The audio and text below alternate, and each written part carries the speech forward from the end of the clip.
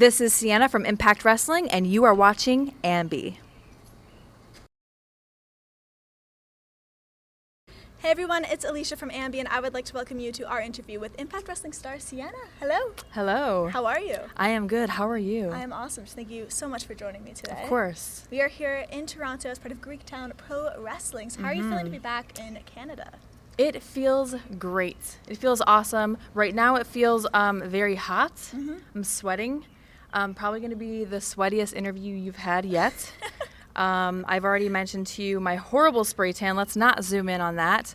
I am sweltering, but nonetheless, I'm here. I'm ready to have fun. It's a beautiful day, and we're very excited to have you. Thank you. Apparently, you were driving through, and you realized that you were going 100, and everybody around you was just moving so slowly. Yes. What happened? I couldn't figure it out. You know, I've been to Canada. I've been coming to Canada for years. It has to be at least almost 10 years or so, and I always forget. I see 100 and I just go right 2 miles per hour and I just floor it.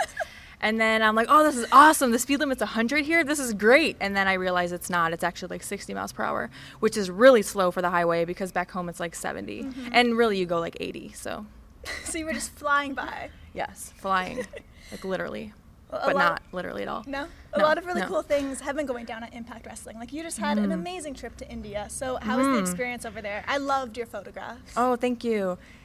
India was fun. India was interesting.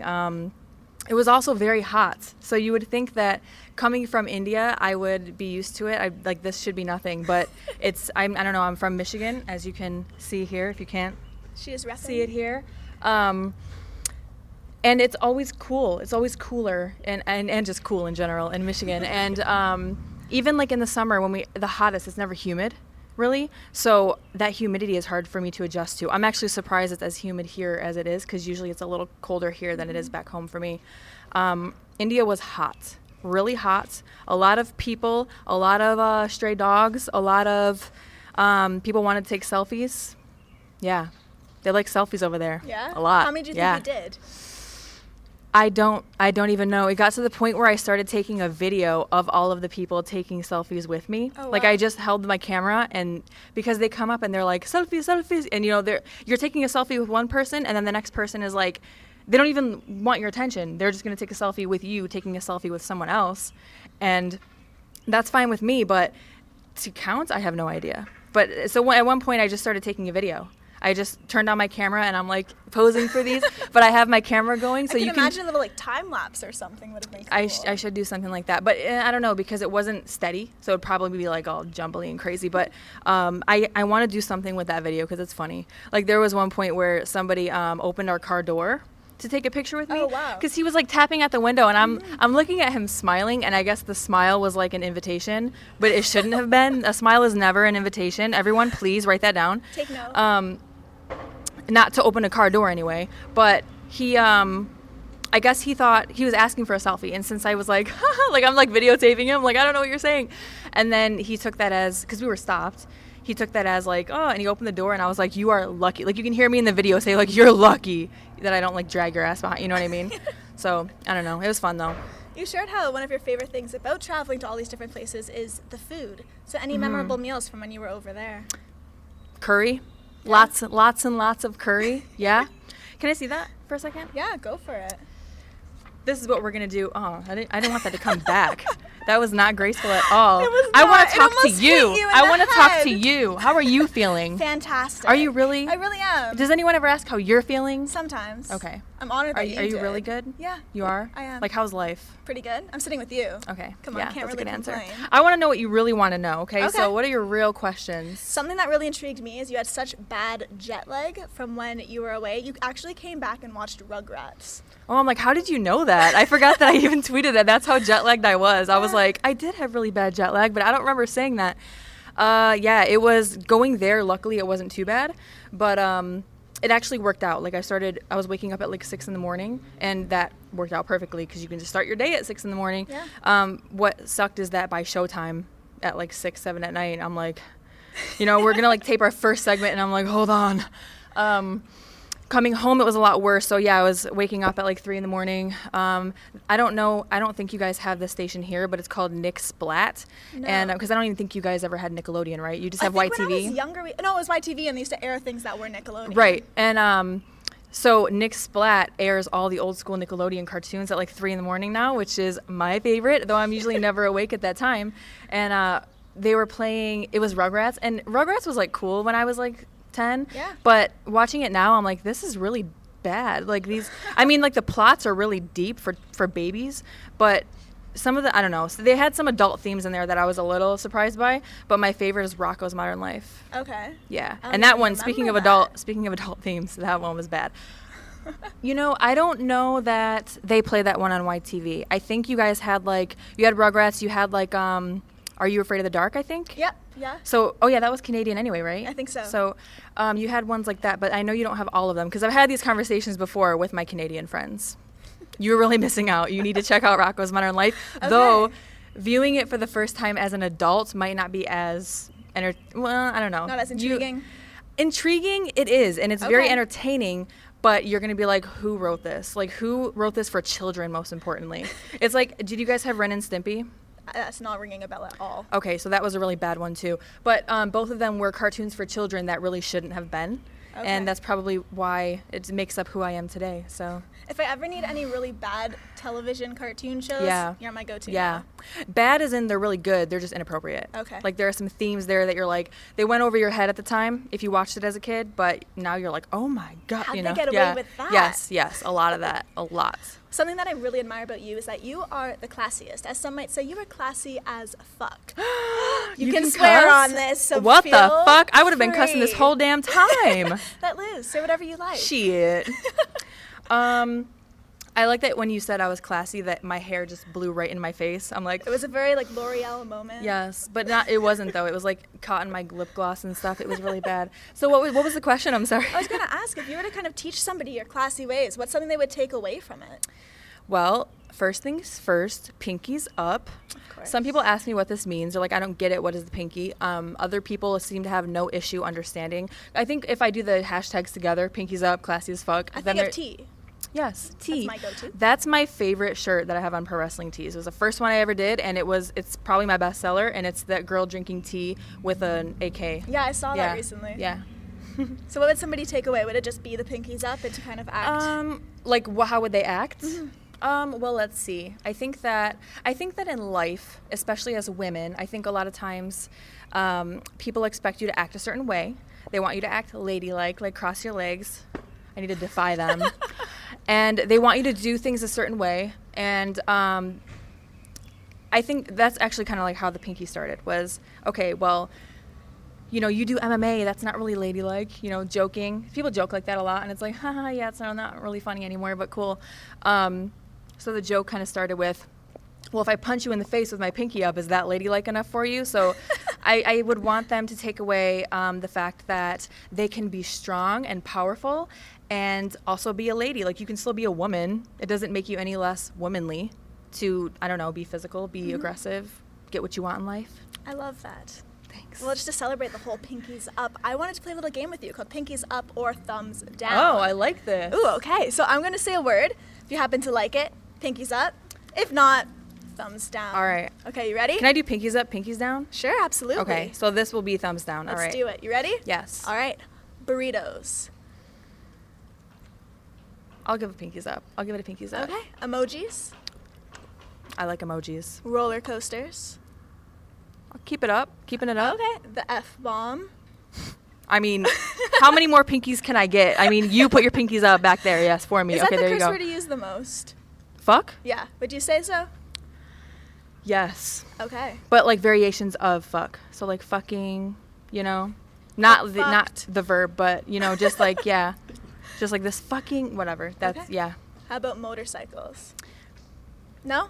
No. Okay, They're but- fucking loud.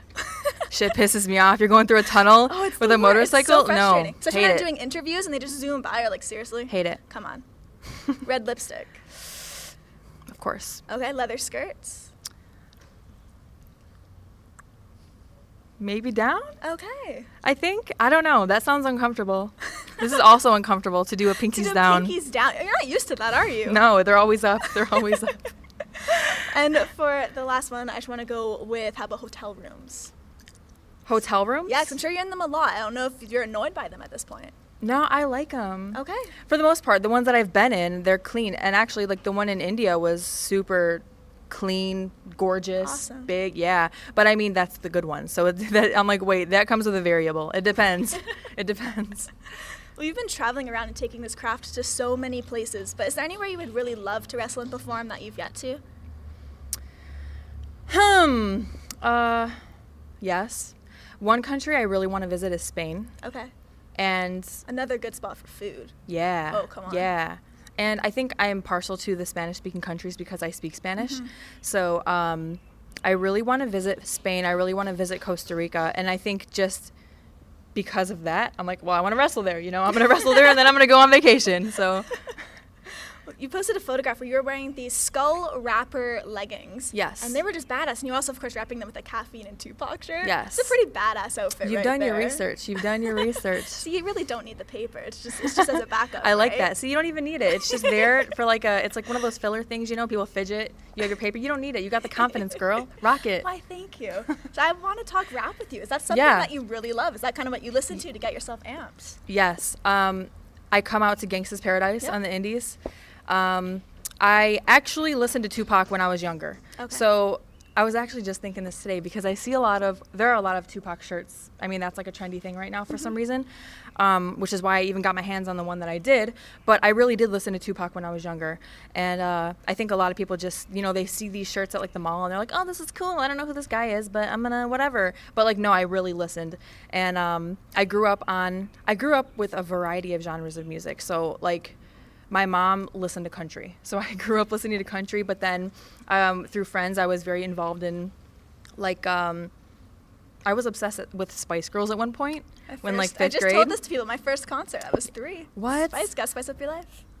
I never saw them in concert. I'm really sad now. But I also grew up on hip-hop and R&B. I grew up in Metro Detroit, so that was a huge influential factor in a lot of people's lives who lived there. How would you classify yourself as a rapper? As a rapper? Mm-hmm. Like freestyle rap or like can karaoke a song badass? It's really different, isn't it? Yes. Let's go with, I'm assuming it's really good if you just added badass to the end of it. So Yeah. let's go with karaoke a song. Yeah, karaoke, like Pinkie's all the way up, like all the way. Coming up with my own freestyle, I don't know. Like I have respect for people who can do that, so I don't want to say I can do it because I'm sure I would suck. But like if you get like salt and pepper on the karaoke machine, Is that a I go-to? mean, yes. What a man, come on. I mean, you've never heard karaoke until you've heard me. No, I feel like next time we reunite, next time you're through, that might have to be where the interview takes place. Yes, definitely. A karaoke bar. That'd be fun. With the traveling that you do, is there any time to catch concerts? Not really. No? There was one time where we were down in Tampa for Shine Wrestling, and this was years ago. And there was a GWAR concert. Do you know who GWAR is? Yeah. Okay. There was a GWAR concert down the street from the venue. So Shine films at the Orpheum in Tampa, and that's on, I want to say, 7th Avenue, and that's like a very busy street. There's a lot of stuff going on. There's a lot of bars, a lot of concert halls, and they were playing right down the street from the Orpheum. So after the show, a friend went to, I don't know where, and got us a bunch of white T-shirts, and we all cut them up, whatever, and we went to this concert with our white T-shirts on. I had never Those been. did not come back. No, that's the I know point. where this is That's going. why you get white T-shirts, right? I will confess, I didn't know who GWAR was when I went to this concert. So imagine not knowing who that is if you know who they are. That's weird. If you don't know who they are, look them up and imagine not knowing who they are walking into that concert. And there are these crazy like 8-foot, 9-foot creatures on stage. Like they had a giant, I don't even know what to call it, like someone in a costume of the president at the time, and they were like chopping his head off and stuff, and like blood shooting into the audience, and I'm like, and it was actually me and Bailey, before she was Bailey, were in the back corner of this concert, like, and we didn't know what we were getting into, and we're like, everyone is in like this mosh pit. I was wearing flip-flops. There's whatever they're shooting into the crowd, like fake blood, is all over the floor, so I couldn't even get across to the rest of my friends because I was slipping with my flip-flops. So Bailey and I are like in the corner, like meanwhile everyone else, like Jessica Havoc, Leva Bates, they're like in the front row, like like just getting shot in the face with this stuff. I have a picture somewhere where they're covered. Like Jessica had blonde in her hair at the time, so that was all pink. Their shirts were drenched. Her and Leva, they were completely pink. And there's a picture of those two next to Bailey and I, and we're holding our shirts like, yeah. There was like one drop, like one dot of like pink on ours, and we're like, yeah, we're hardcore. But we had no idea what the hell we were doing. But it was fun. It was definitely an experience. I feel like I can have fun with any genre of music, any concert. I just try to adapt to my surroundings. If your flip-flops wouldn't have kept you in one spot, do you think you would have maybe joined them at the front?